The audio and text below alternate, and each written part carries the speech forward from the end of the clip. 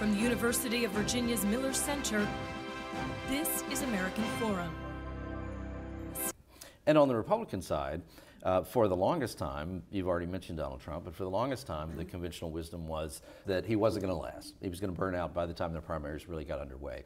But now there's some numbers that show him in the high 30s nationally among Republicans, and still very competitive in Iowa, New Hampshire, and Ben Carson strangely ahead of him, surprisingly ahead of him. But so there begins to be talk that, particularly with figures like Jeb Bush just seeming to fade deeper and deeper into the dark, how would you handicap whether Donald Trump, can he become a credible, real candidate? Yeah, it's an interesting question, right? If you'd asked me 3 months ago, if you'd asked anybody 3 months ago, will Donald Trump be the nominee, to say, well, that doesn't seem likely. And now, you know, it's hard not to at least give it a possibility. I mean, he's done something. We compared it to 2012 when a whole series of candidates came up and for about 2 weeks had, you know, some juice and then kind of faded. Michelle Bachmann, Herman Cain. Exactly, right? Yeah. Right.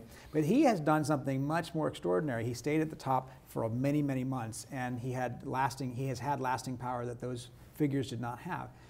Having said that, I see the Republican primary as basically two contests going on simultaneously. One is for the mantle of the outsider, in some ways conservative, although Trump is kind of an odd ideological figure in that sense. He's not really as conservative as some people seem to see him. And then there's the fight for the establishment side of things, that Jeb Bush, John Kasich, Marco Rubio, I think, would put in that category.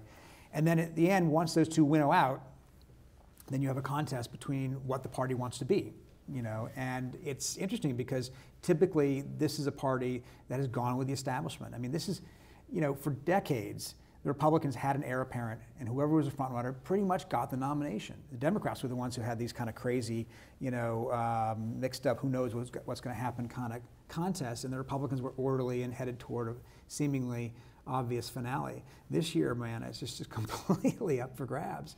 But you do sort of see the idea that we get to a point where you have either a Trump or a Carson or a Fear, you know, whatever, Cruz on the one side, and a Bush or a Rubio or a Kasich on the other, and then they finally kind of have it out. This is American Forum.